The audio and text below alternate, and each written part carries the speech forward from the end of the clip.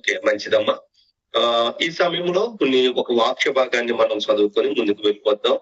మరి దేవుడు మనల్ని ప్రేమించి చక్కని వర్తమానం మనకి అందించబోతున్నాడు. అందుని బట్టి దేవుని స్తుతిద్దాం. క్రీస్తు నిమిత్తము మనము ఎలాగ బ్రతకాలి అనే విషయాలను మనం తెలుసుకుందాం. మొదటిగా ఎలా బ్రతకాలి అంటే క్రీస్తు కొరకు మనము దేవుణ్ణి అది కావాలి, ఇది కావాలి, ఏది ఇస్తే బాగుంటుంది, ఏది చేస్తే దేవుడు బాగుంటుంది అనే ఆలోచన అయితే మనకు ఉంటుంది. కానీ మనం ఏం చేయాలి, ఆయన కొరకు మనం ఎలా బ్రతకాలి అనేది చాలా మంది ఆలోచించారు. అయితే ఏం చేయాలి అనేది విషయాన్ని మనం చూస్తే క్రీస్తు కొరకు బ్రతికేవారు ఎలా ఉండాలంటే మొదటిగా చూడండి, ఫిలిప్పీలకు రాసిన పత్రిక మొదటి అధ్యాయము 21వ వచనం చదువుకుందాం.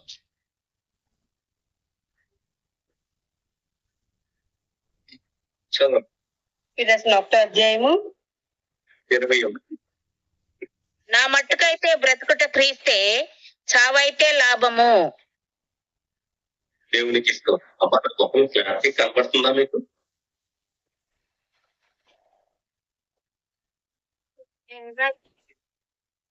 ఇప్పుడు ఓకే, మంచి. దేవునికి మహిమ కలుగును గాక. హల్లెలూయా. సంతోషము. చూడండి, మొదటిగా మనం ఎలా బ్రతకాలి అంటే దేవుని కొరకు చావైనా మేలే అనే రీతిగా మనం బ్రతకాలి. అంటే చూడండి, అపోస్తుడైన పౌలు ఫిలిప్పీలకు రాసిన పత్రికలో మొదటి అధ్యాయం 21వ వచనంలో ఏమని చెప్తున్నాడు? నా మట్టుకైతే బ్రతుకుట క్రీస్తే, చావైతే లాభము. అది అంటే చూడండి, ఇక్కడ శ్రమ ఎదురవుతుందా, లేకపోతే ఇబ్బంది ఎదురవుతుందా, మరణం ఎదురవుతుందా అనేది నాకు కాదు.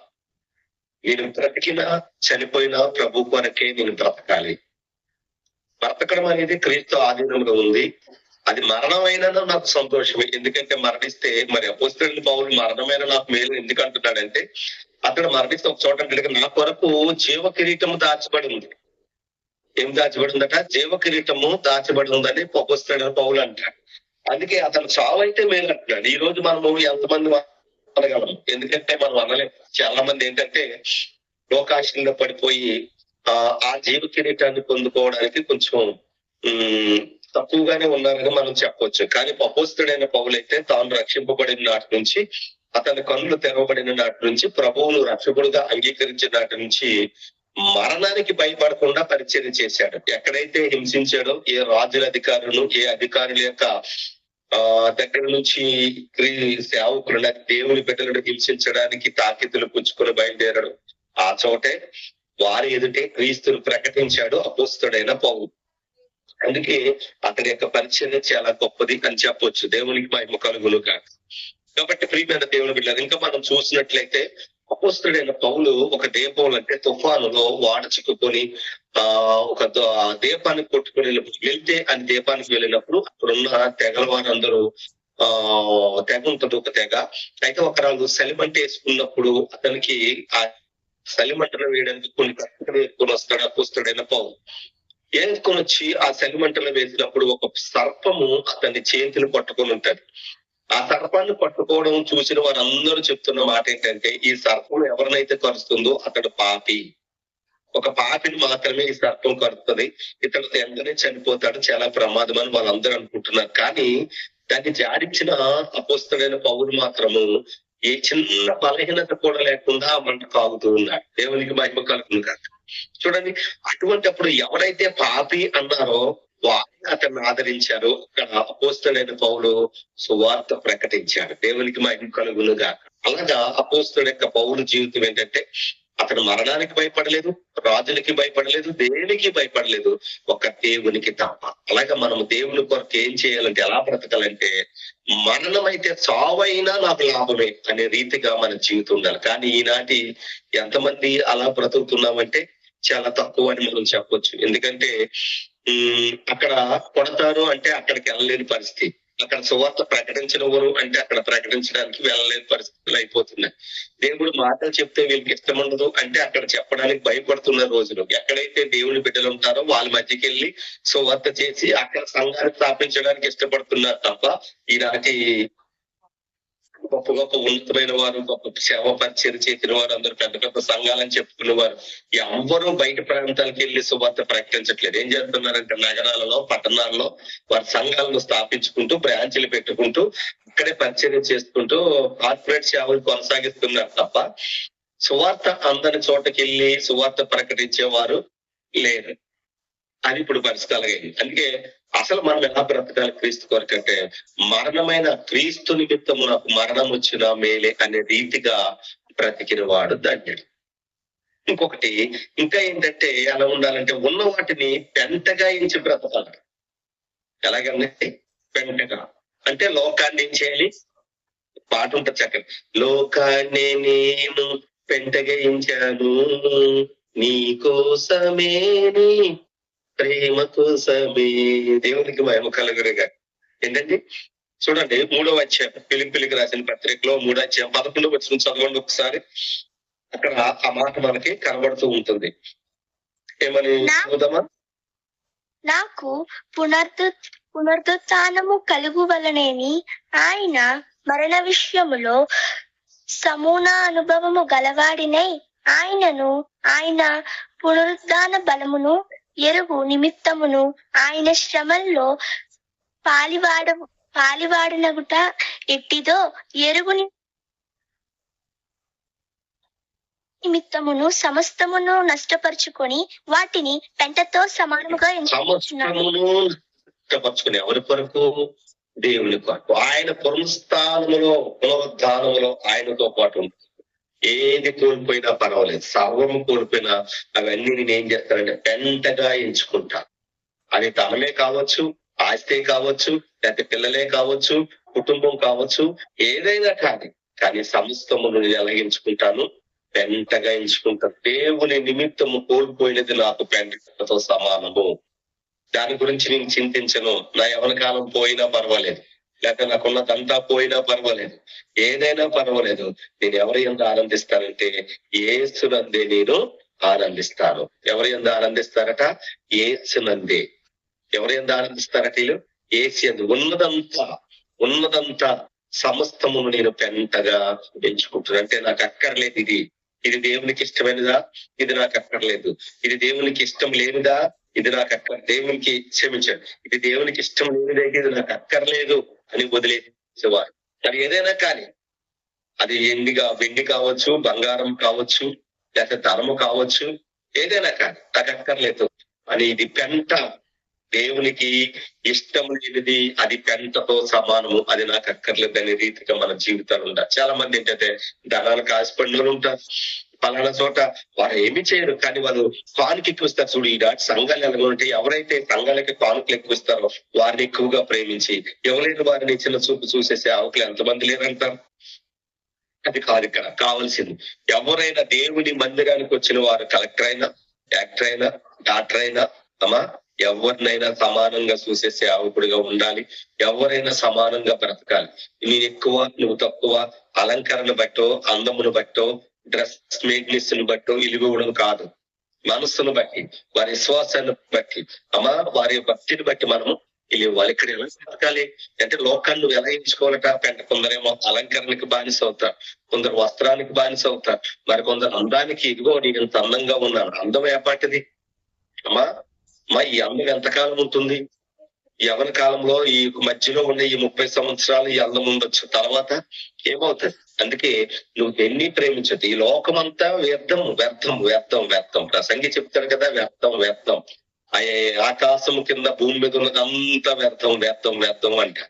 అందుకే నువ్వు ధనాన్ని ప్రేమించే వరకు దేవునికి దూరం అవుతావు, అందాన్ని ప్రేమించే వరకు దేవునికి దూరం అవుతావు. అదే నువ్వు ఇంక బంధువులను ప్రేమించిన దేవుని కంటే ఏది నువ్వు ఎక్కువగా ప్రేమించినా అది నీకు దూరం చేస్తాడు దేవుడు. అందుకే నువ్వు ఏం చేయాలంటే లోకాన్ని నువ్వు పెట్టగాయించాలి దేవుని విలువైన వారికి. అందుకే ఆ వాక్యం ఎటువంటిదంటే పాల కంటేను జుంటి తేనె దారుల కన్నా మధురమైనది, రత్న రాసుల కన్నా కోరదగినది.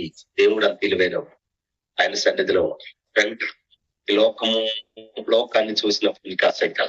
ఎవరంటారు చాలా బాగుంటుందిరా, చూద్దాం రా అంటే వెళ్ళకూడదు అక్కడికి. అది నువ్వు వెళ్ళకూడదు చూడటం నాకు అక్కర్లేదురా నీ ప్రాణం అని చెప్పాలి. కానీ ఏం చేస్తామంటే మనం అందులోకి వెళ్తామిట్లే, దూరం నుండి చూసేదే కదా ఈనాడు ఎంతమంది ఒక కొన్ని సంబరాలు జరుగుతుంటే దేవుని పిల్లలు కనబడతారా?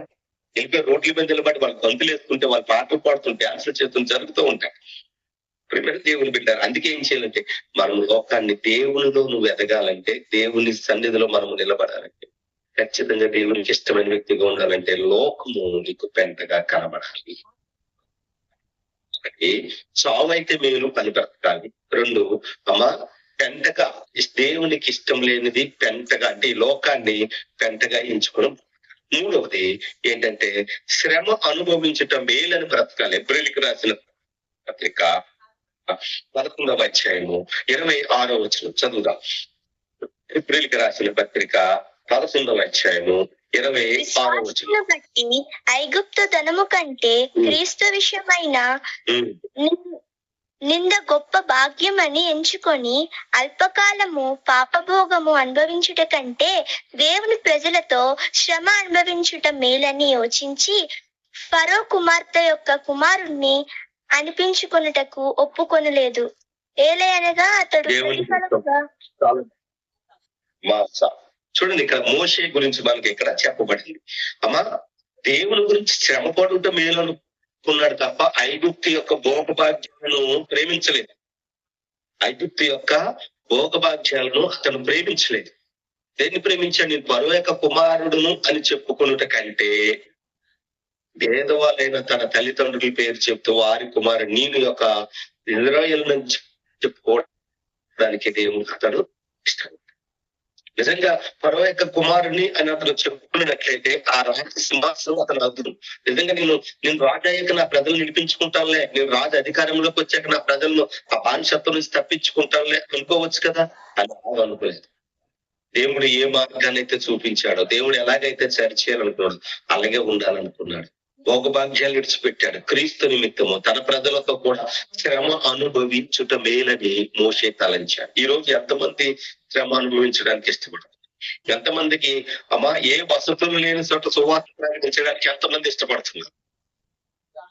గ్రామాల్లో తిరుగుతున్నాం, పట్టణాల్లో తిరుగుతున్నాం, పల్లెల్లో తిరుగుతున్నాం, కానీ ఎప్పుడైనా బయట ప్రాంతానికి వెళ్ళి సువార్త ప్రకటించగలిగామా?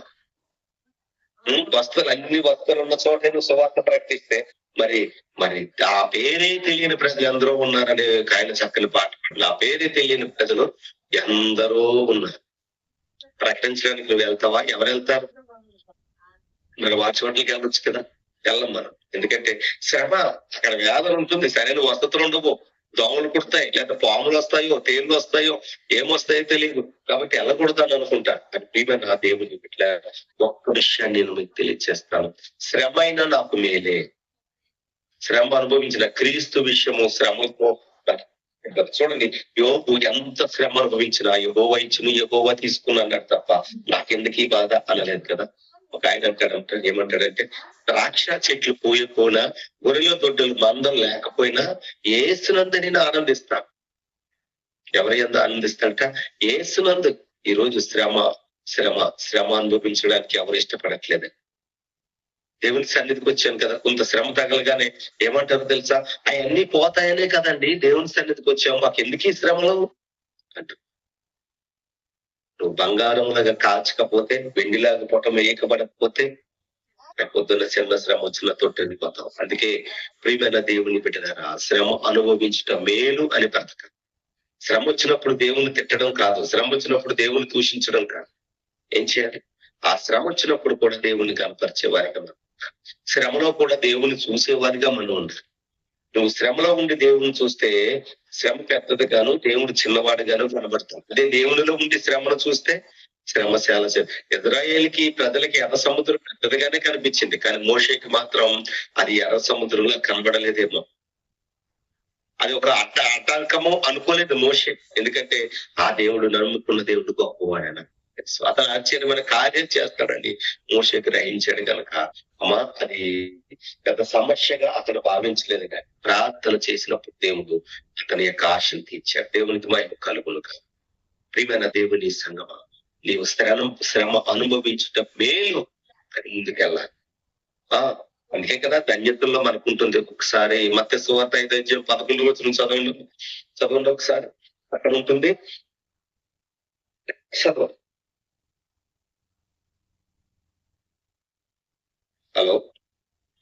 నిమిత్తం జనులు మిమ్మల్ని నిందించి హింసించి మీ మీద అబద్ధముగా చెడ్డ మాటలెల్లా పలుకున్నప్పుడు మీరు ధన్యులు. నా నిమిత్తము జనులు మిమ్మల్ని నిందించి హింసించి చెడ్డ మాటలు మీ మీద పలుకున్నప్పుడల్లా మీరు ధన్యులు. అది ధన్యత అంటే. అంతేగాని అన్ని వస్తువుల దగ్గరికి వెళ్ళిపోయి మీటింగ్ ఎత్తేసి రండి రండి అని చెప్పడం కాదు. రక్షింపబడిన వారి మధ్యకి వెళ్ళిపోయి మీరు రండి అని అమ్మా ఆ గుడ్లోంచోటి ఈ గుడ్లోంచోటి అక్కడి నుంచి ఒకటి ఇక్కడి నుంచి ఒకటి తీసుకొచ్చి అమ్మా ఇదిగో సువార్త మేము ప్రకటన చేసాం ఆత్మను రక్షించని చెప్పుకోవడం కాదు. రక్షణ లేని వారికి రక్షణ అందించాం. తెలియని ప్రజలకు సువార్త ప్రకటన. దాని నిమిత్తం శ్రమైన పర్వాలేదు అనుభవించాడు. అపోస్తలుడైన పౌలు శ్రమ ఎదుర్కొన్నాడు. 3 సార్లు కొరడాలతో దెబ్బలు తిన్నాడు. 3 సార్లు కొరడాలతో కొట్టించుకున్నాడు. రాళ్లతో కొట్టబడ్డాడు. అమ్మా హింసింపబడ్డాడు, నిందింపబడ్డాడు. అయినా సరే సువార్త ప్రకటించాడు. పౌలు శీలలు ఆ యొక్క శరస్సాలలో కొట్టవేవి. చూడండి ఆ వాక్యం మనం చదివితే అక్కడ ఉంటుంది. వారి వస్త్రములు తీసి బెత్తముతో బాగా కొట్టారు. బాగా కొట్టి తీసుకొచ్చి శరస్సాల్లో వేసేసారు. అలాగే ఇక్కడ కేసులో వదిలేశారా బొమ్మలు శరస్సాలు వేసి? లేదు, కాళ్ళకు బంధలు బిగించారు, చేతులకు సంఖ్యలు వేశారు. అంటే అటు కూర్చోవడానికి ఇటు నిలబడడానికి అవకాశం లేని రీతిగా వారిని బంధిస్తే నిజంగా వారు ఏం చెప్పాలి? అక్కడ ఈ దేవుడు నన్ను ఇలాగన్నాడు అలాగన్నాడు తీసుకొచ్చి శరసాల్లో పనిచి కొట్టి అటు ఇటు కాకుండా మమ్మల్ని బాధిస్తున్నాడు. బాధపడి దేవుని దూషించవలసిన వారు ఏం చేస్తున్నారో తెలుసా? పాటలతో దేవుని స్తుతించినప్పుడు శరసాల నాయకుడి యొక్క కుటుంబం రక్షింపబడి దేవునికి మహిమ కలుగుతుంది. అందుకే నువ్వు సువార్త ప్రకటన శ్రమ అనుభవించడానికి, క్రీస్తు నిమిత్తము శ్రమ అనుభవించడానికి మనము ఇష్టపడి బ్రతకాలి. నాలుగవది ప్రాణము పోయినా చింత లేదు, పాపము చేయకుండా. అమ్మా చూడండి, చదువుదామా? దానియేలు గ్రంథం 3వ అధ్యాయం 17 వచనం చదువుదాం.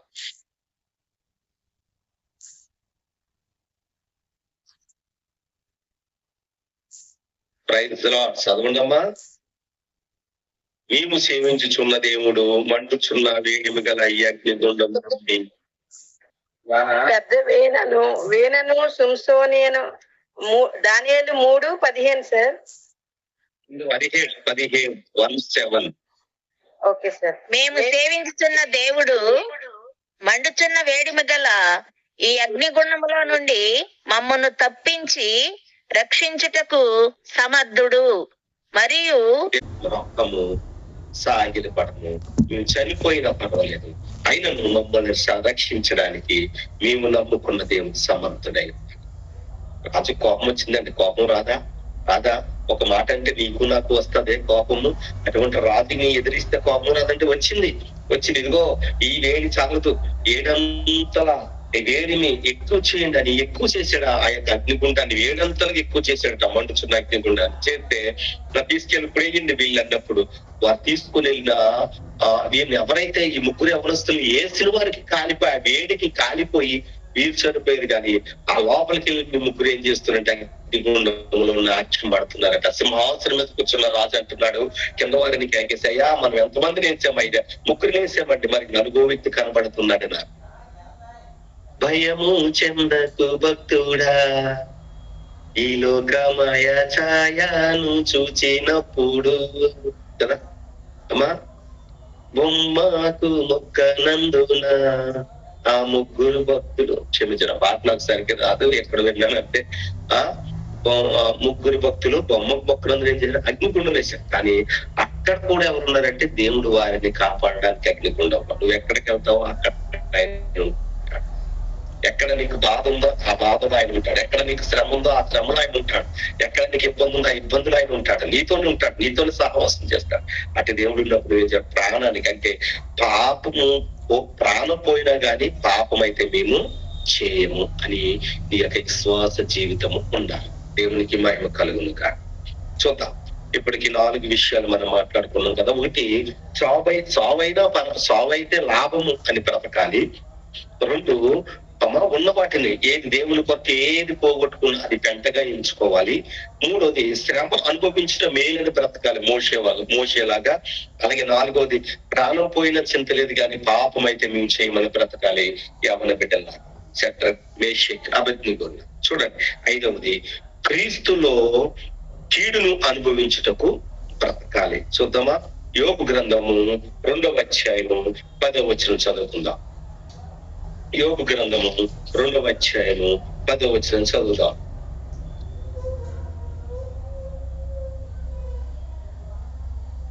ఎవరు లేరా లైబ్రరీస్? అందుకతడు మూర్ఖురాలు మాట్లాడినట్లు నీవు మాట్లాడుచున్నావు. మనము దేవుని వలన మేలు అనుభవించుదుమా, కీడును మనము అనుభవింప తగదా అనెను. ఈ సంగతులలో ఏ విషయం అందును యోబు నోటి మాటతోనైనను పాపము చేయలేదు. దేవునికి స్తోత్రం. చూడండి, ఇక్కడ ఒక మేలే అనుభవించాలనుకుంటున్నాం మనము, కీడు అనుభవించడానికి కదా. అంటే మేలు చేస్తే దేవుడు, కీడు జరిగితే దేవుడు కాదా? ఈ రోజు చూడండి ప్రియమైన దేవుని బిడ్డలారా, ఒక విషయం మీకు తెలియజేస్తాను. మీకు నేను చెప్పాను లేదు నాకు తెలియదు, కానీ మా సంఘంలో ఒక విశ్వాస చిల్లు ఉంది. ఆమెకు ఒక్కగాను కొడుకు. ఆ పిల్లోడు చిన్నప్పుడు తన భర్త చనిపోయాడు. ఆ పిల్లడి మీద ఆశ పెట్టుకుని ఎంతగానో పడుతుంది. ఈమె తల్లి చాలా ప్రార్థన పరురాలు. ఆవిడ కూడా 3 కూతుర్లు కూడా ప్రార్థనలోనే ఉన్నారు, సంఘాలకు వెళ్తారు. కానీ ఒక యవ్వన కాలం వచ్చిన తర్వాత కుర్రోడు ఉరి పెట్టుకొని చనిపోయాడని, నా దేవుడు నాకు ఏం చేశాడు చిన్నప్పుడు, నా కొడుకు చిన్నప్పుడే నా భర్త చనిపోయాడు, నా కొడుకు ఉన్నాడని ప్రతి నా కొడుకుని తీసుకెళ్ళిపోయాడు, ఏమి చేయలేదని ఇప్పుడు చర్చికి రావడం మానేసింది. చర్చికి వెళ్తా మానేసింది. మరి యోబేం చేయాలి? 10 మంది బిడ్డలు చచ్చుకొని యోబేం చేయాలి అమ్మా? యోబేం చేయాలి. ఇప్పుడు యోబు నిజ జీవితాన్ని మనం చూసుకుందామండి. ఇప్పుడు మన ఆత్మీయ తండ్రి గారు ఉన్నారు. సేవ పరిచయం విస్తరించుతున్నప్పుడు, యవనస్తులు బలపడుతున్నప్పుడు, సంఘము ఉద్యమంగా రచించబడినప్పుడు, అనేక మీటింగ్లకు పిలువబడుతున్నప్పుడు, వాడబడుతున్నప్పుడు తన కుమారుని తీసుకున్నాడు. ఇప్పుడు మన అయ్యగారు మన సంఘాన్ని వదిలేయాలా? సంఘాన్ని వదిలేసాడు ఆయన? పరిచయం వదిలేసాడా? ఇంత గొప్ప పరిచయం చేస్తున్నాడు ఆయన. అంటే కీడు అనుభవించడం ఏమంటే మేలు చేస్తే దేవుడు చాలా మంది అపోహ ఇది. ఒక ఆయన అయితే నాతో అన్నాడండి, ఒక విశ్వాసం అన్నాడు, బాప్తిసం తీసుకున్నట్టు శ్రమలు వస్తుంటే, అయ్యా ఈ శ్రమలన్నీ పోతాయనే కదా నేను బాప్తిసం తీసుకున్నాను, నాకు శ్రమలు వస్తున్నాయి, నాకు ఇబ్బందులు వస్తున్నాయి అంటున్నాడు.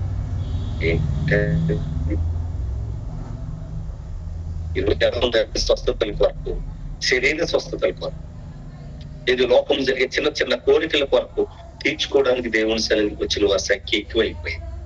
అందుకే ఈ రోజు ఆరాధనలు ఎలా ఉన్నాయంటే కార్పొరేట్ ఆరాధనలు అయిపోయినాయి. ఎలా ఉన్నాయంటే విందులు, వినోదాలు, డ్యాన్స్లు, విపరీతమైన డీజే సాంగ్స్ లా మారిపోయి. కానీ దేవునికి ఇష్టమైన ఆరాధన ఆత్మతో సత్యంతో ఆరాధన చేసినప్పుడు, నిజంగా చెప్పండి, ఏ వాయిద్యం లేనప్పుడు ఆ లాంతర వెలుగులో చప్పట్లు కొట్టి పాటలు పాడినప్పుడు ఎలా ఉంది, ఇప్పుడు ఎలా ఉందా లేదు? ఎప్పుడు బాగుంది, అప్పుడే బాగుంది కదా. అది క్రీస్తు కొరకు శ్రమ అనుభవించుట అంటే కీడు అనుభవించుట కూడా బ్రతకాలి. ఆయన పాపండి, అంతా మేలుకే ఆరాధన యేసుకే, అంతా మంచికే తన చిత్తమునకు తల వంచితే. ఎవరి చిత్తాన్ని? దేవుని చిత్తానికి ఇలాగున మనం బ్రతకాలి. ఒకటి, చావైతే లాభం అని బ్రతకాలి. 2, ఉన్న వాటిని పెంటగా ఎంచుకొని బ్రతకాలి. 3, శ్రమ అనుభవించటం మేలు అని బ్రతకాలి. 4, ప్రాణం పోయినా పర్వాలేదు కానీ పాపము చేయను అని బ్రతకాలి. 5, క్రీస్తులో కీడు అనుభవించటం కూడా ఇష్టంగా బ్రతకాలి. ఇంకొకటి, చివరిగా ఇంకో మాట చదువుకుందామా? ఇంకా మనకి సమయం ఉన్నట్టుంది 10 నిమిషాలు. చాలా సంతోషము. 8:50 అయింది. చూడండి, 6వది, దేవుని కొరకు సమస్తమును పోగొట్టుకున్నట్టుకైనను బ్రతకాలి. మత్తయి సువార్త 10వ అధ్యాయము 39వ వచనం చదువుదాం. తన ప్రాణమును దక్కించుకున్నవాడు దాన్ని పోగొట్టుకును గాని, నా నిమిత్తము తన ప్రాణమును పోగొట్టుకున్నవాడు దానిని రక్షించుకొనును. చూడండి, ఇక్కడ ఈ 39వ వచనంలో చక్కని మాట మనకి కనబడుతూ ఉంది. ఏమని అంటే చక్కని మాట, 10వ అధ్యాయంలో చక్కని మాట. చూడండి, దేని నిమిత్తం అయితే, చూడండి ఇక్కడ ఉంటుంది కదా, తన ప్రాణమును దక్కించుకుని వాడు దానిని పోగొట్టుకును గాని, నా నిమిత్తము తన ప్రాణమును పోగొట్టుకుని వాడు దానిని దక్కించు.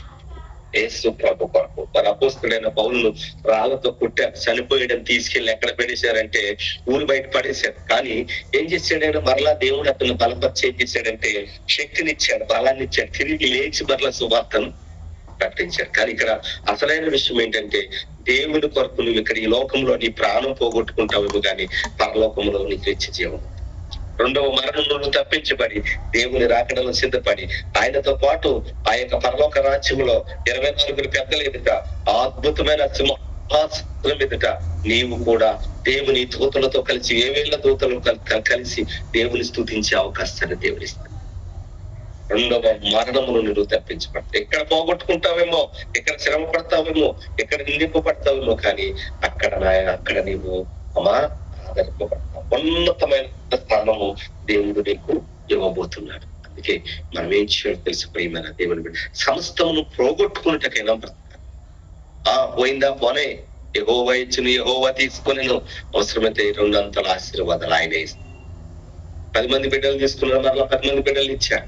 ఇగో 5,000 గొర్రెలు పోతే 10,000 గొర్రెలు ఇచ్చాడు. ఇలాగ డబుల్ గా ఇచ్చుకెళ్ళాడు దేవుడు యోగుకి. ఆ చివరి అధ్యాయంలో మనం చూస్తే 2 అంతలుగా దీవించాడట యోగుని దేవుడు.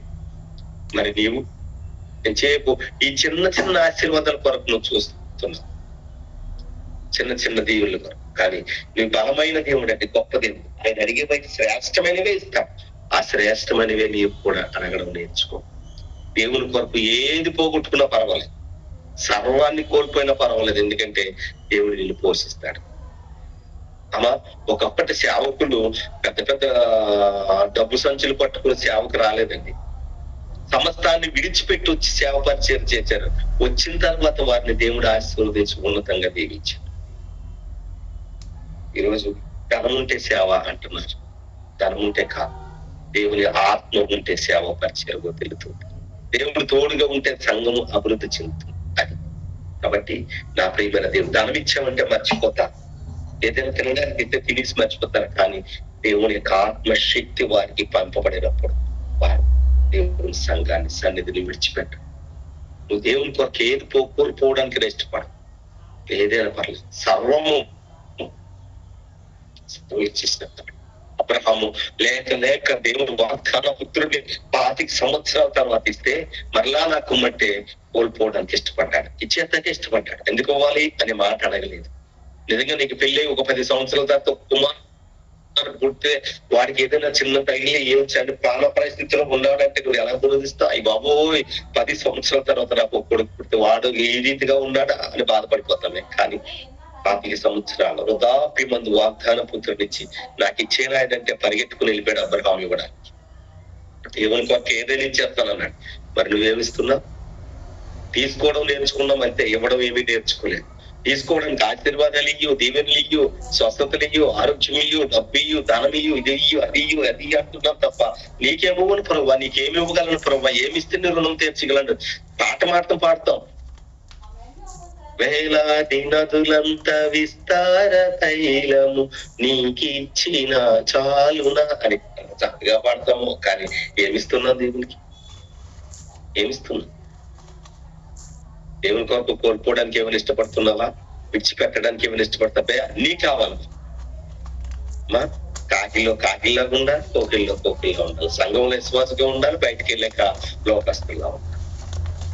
అలా ఉంటే అలా వదలాలంటే విడిచిపెట్టాలి. ఏర్పరచబడిన యాజక సమూహమని, ఏర్పరచబడిన సపరేట్ చేయబడిన జనాంగం మనం వదిలేయి. అయ్యేవి నీకక్క నీకున్నదొక్కై దేవుడు ఆయన్ని పట్టుకో. లోకాన్ని పట్టుకుంటే లోకం నీకేమిస్తా తెలుసా?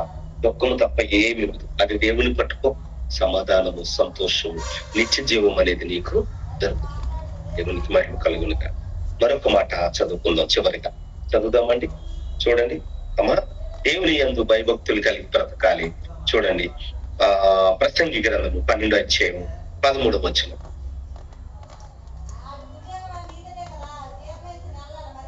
చదువు.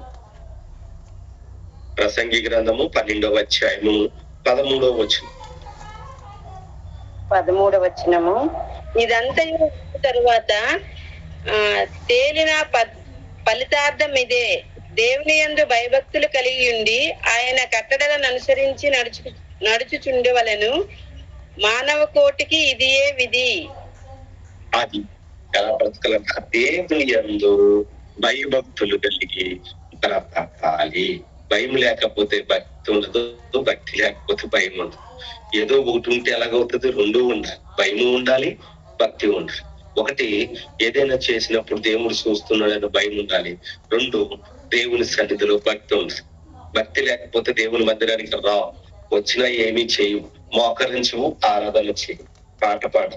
కానీ ఇక్కడికి వచ్చిన తర్వాత మనం చూసే చూపు ఎలా ఉంటుందంటే, మందిరానికి వచ్చిన తర్వాత ఈ అమ్మాయి చీర కట్టుకొచ్చింది, ఈ అతను ఏం చీర కట్టుకొచ్చాడు, పాస్టర్ గారు ఏ బట్టలు వేసుకొచ్చారు, వాయిద్యాలు ఏమున్నాయి, మన పాట పాడితే అవుతారా అవుదా?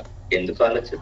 అయ్యండి వద్దు. పక్కవారు నువ్వు చూడద్దు, వారిని చూసేటప్పుడు ఏం చెప్పి పలకరించడానికి చూడాలి, వారి కష్టాలు తెలుసుకోవడానికి. అదే కాదు అమ్మా, ఎక్కడ లేని మాటలు సంఘంలో ఆత్మవర్గడు చెప్తే ఆరాధనలు ఇంకా రాగానే మొదలెట్టేస్తారు. తప్పను చూసావా, నువ్వు వెళ్ళావా, ఈ చేరప్పుడు కొన్నది ఖాళీగా ఉన్నప్పుడు ఏం చేస్తున్నాం? ఇంట్లో పనులు చేసుకోకపోతే అలాగే వెళ్ళి మాట్లాడి ప్రార్థన చేస్తున్నావచ్చు కదా, చెయ్యం. అందుకే నా ప్రియమైన దేవుని బిడ్డ కదా, దేవుని సంఘము, దేవుని యందు మనము భయము భక్తి కలిగి ఉన్న రోజునే సమస్తము ఏదైనా పొందుకుంటాం. అమ్మా, నీ దేవుడి అనే యెహోవా మాట నేను శ్రద్ధగా వినాలి. ఆయన యందు భయభక్తులు కలిగి ఉంటే సమస్తము సాధ్యం. మా దానియేలు దేవుని యందు భయభక్తులే కలిగి, మోషే కలిగి ఉన్నాడు, యెహోషువ కలిగి ఉన్నాడు. అవునా కదండి? అందరూ దేవుని యందు కలిగి ఉన్నారు. మా యాకోబు కూడా చివరిలో అంటాడు, ఆయనతో భయం కలిగి ఉన్నాడు, ఎందుకంటే భక్తి కలిగి ఉన్నాడు. నీవు తప్ప నన్ను ఎవరు ఇడిపించలేదు. ఆయనే చివరి. ఎవరినైనా చూడండి, బైబిల్లో చాలా మంది ఆయన యందు భయభక్తులు కలిగే నడుచుకున్నారు. అలాగే ఉన్నవారు ధన్యులయ్యారు, ఆవృత చెందారు. వారి పేర్లు గొర్రె పిల్ల యొక్క జీవ గ్రంథములో లిఖింపబడ్డాయి. మరి నీ పేరు నా పేరు లిఖింపబడిందా లేదా? రేపు పొద్దున్న పరలోక గొర్రె పిల్ల యొక్క జీవ గ్రంథాన్ని తెచ్చి నీ పేరు ఉందా లేదో చూస్తే ఉందో లేదో తెలియదు మనకి. ఈ రోజు ఎలాగైపోయిందంటే మా సంఘం ఎత్తబడుతుంది, మా సంఘం ఎత్తబడుతుంది. మా సంఘం కాదు, మా సంఘం నీ సంఘం కాదు, ఏ సంఘమైనా ఆయన యందు యథార్థవంతులు మాత్రమే ఎత్తబడతారు. అమ్మా, భయభక్తులు కలిగిన వారు, భయము భక్తి ఉంటే పాపం చేయరు. పాపం చేసినప్పుడు భయము భక్తి ఎందుకు ఉంటుంది? ఉండదు. కాబట్టి నీతిమంతులుగా మనము దీవించబడాలి. ఈ విధాలు మనం బ్రతికితే, దేవుని కొరకు బ్రతికితే ఖచ్చితంగా దేవుని యొక్క నిత్య రాజ్యంలోనికి మనకు స్థానం ఉంటుంది. ఎలా బ్రతకాలట? మించి 7 విషయాలు మనం ఈ రోజు మాట్లాడుతాం. ఒకటి, చావు అయితే లాభం అంటే మేలు అని బ్రతకాలి. 2, ఉన్న వాటిని అంటే దేవుని కొరకు దేవుని కొరకు విడిచిపెట్టడానికి దేన్నైనా పెంటగా ఎంచుకోవాలి. 3, శ్రమ అనుభవించటం మేలని బ్రతకాలి. 4, ప్రాణము పోయిన పర్వాలేదు కానీ పాపము చేయము అనే రీతిగా బ్రతకాలి. 5, క్రీస్తులో క్రియలు అనుభవించటం మేలు అని బ్రతకాలి. 6, దేవుని కొరకు సమస్తాన్ని పోగొట్టుకోవడానికి ఇష్టపడి బ్రతకాలి. 7, దేవుని యందు భయభక్తులు కలిగి మనం అలాగు బ్రతికినప్పుడు దేవుడు మనల్ని ప్రేమిస్తాడు. అన్ని అత్తమానం ఇవ్వమంటం కాదు, ఇవ్వడం కూడా నేర్చుకో. అతమానం నువ్వు భక్తిగా ఉన్నావా, నువ్వు ప్రార్థన చేస్తున్నావా, నువ్వు ఆరాధన చేస్తున్నావా, నువ్వు మందిరానికి వెళ్తున్నావా, నువ్వు వెళ్ళట్లేదు, ఎదుటి వారిని వెళ్తున్నా, అలాగే అంటావు. నీ భక్తి నీకు భయము భక్తి ఉంటే సమయానికి వెళ్ళు. ఆవిడ సమయానికి రావట్లేదండి, వాళ్ళ గురించి నువ్వు చెప్పడం కాదు, ప్రార్థన చేయాలి. అంటే రావట్లేదా, వాళ్ళ మందిరానికి అందరికాడ వచ్చేలాగా ప్రార్థన చేయి, మోకరించి నువ్వు చేయి. సేవకుడు చేస్తారు, సంఘం చేస్తారు, దేవుడు వారి మనసున్నారు. అంతేగాని వారి మీద 4 సార్లు చెప్పి వారిని గద్దించేటట్లు మాట్లాడితే ఉంటారు. 2 రోజు వాళ్ళు సన్నిధికి రావడం. అదే వారికి నువ్వు ఉన్నతంగా ఆలోచించి వారి కొరకు ప్రార్థన చేస్తే వారు కూడా నీతో పాటు ఏకీభవిస్తారు. అందుకే భయము భక్తి కలిగి ఎవరికో ఉందో లేదని చూడద్దు. ముందు నీ భయము నీ భక్తి దేవుని ఎక్కడ ఉందో లేదో చూసు. నీవు దేవుని యందు ఎలా నడుచుకుంటున్నావో తెలుసు, దేవుని కొరకు ఏది సమర్పిస్తున్నావో చూడు, దేవుని సువార్త ఎలా ప్రకటించాలని ఆలోచన చేస్తున్నావు చూడు. ఇవన్నీ నిన్ను సెర్చ్ చేసుకుంటూ దేవుని లేదు, అప్పుడు దేవుడు సమస్తము నీకు దయచేస్తాడు. అటు కృప దేవుడు మనందరికీ దయచేయునుగా. కొద్ది మాటలు దేవుడు దీవించునుగా.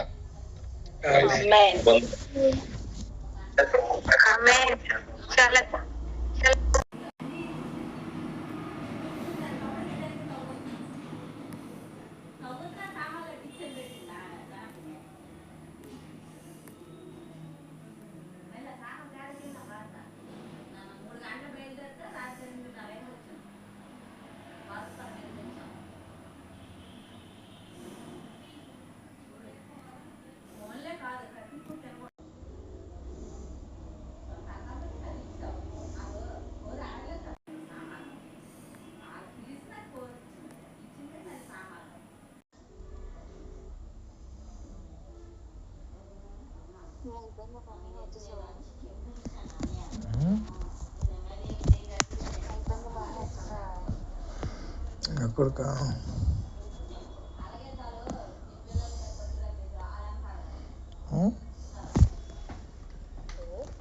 ఎక్కడికి?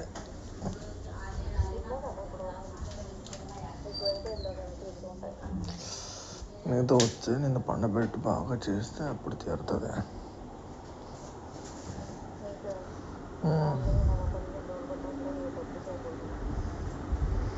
నిన్ను బాగా చేస్తే పండబెట్టి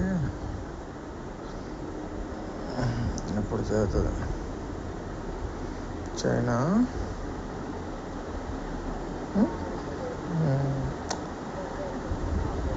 అసలు నేను ఆడకెళ్ళి కొజ్జు లంజా.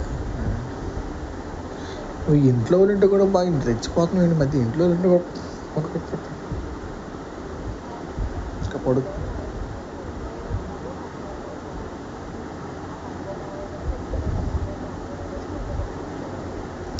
అవును, తెలియట్లేదు నీకు, బాగా ఎక్కువైంది నీకు.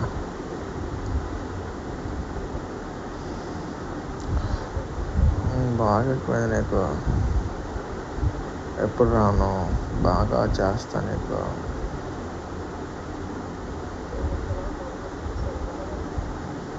నా భార్యకి చేస్తే నాకు సంతోషం. నేను ఎవరితో చేయలేదు.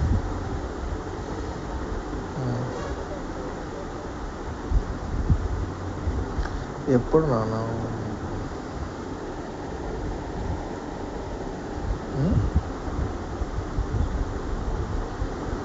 హలో, చెప్పు.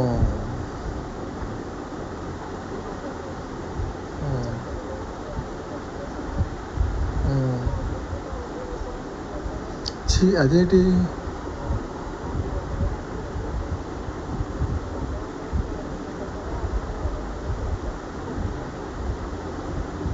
అయ్యయ్యో,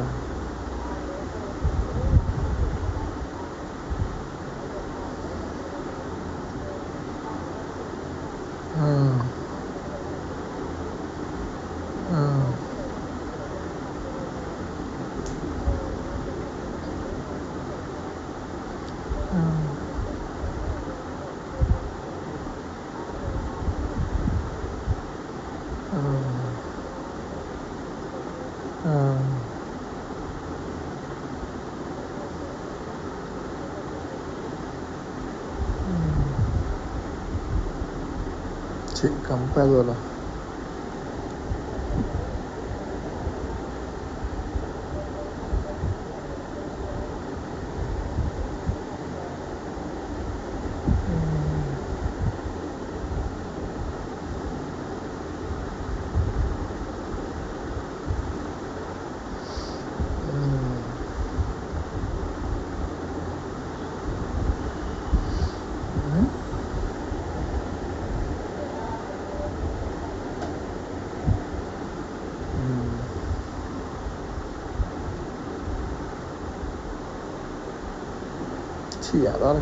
అలా కంప చేస్తారు.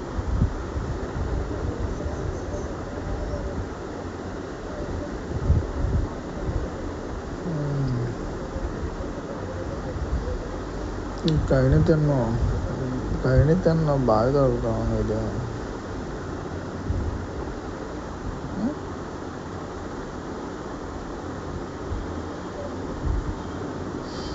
కైని తింటాను బాగా దొరుకుతాను. ఇది చెప్పు.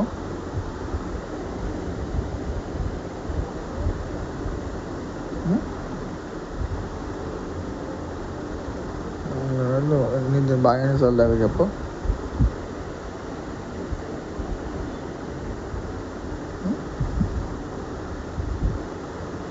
ఎన్నిసార్లు దాకా బాగా నీకు?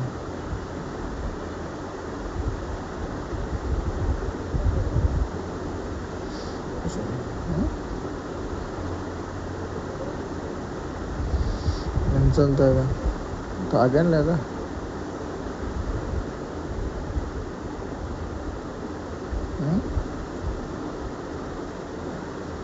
బాగా తాగాను లేదా?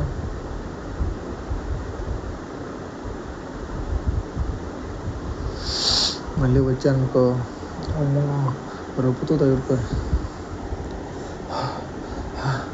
అమ్మో గుళ్ళో చేసేసిండు, చంపేసిండు రొప్పుతో తగులుకొని. చాలు చాలు అంట, చాలు అన్న వదిలిపెట్టిన.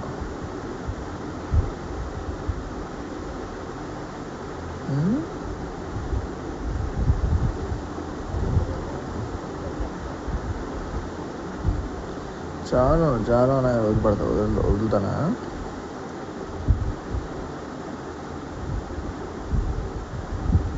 వదులుతానా?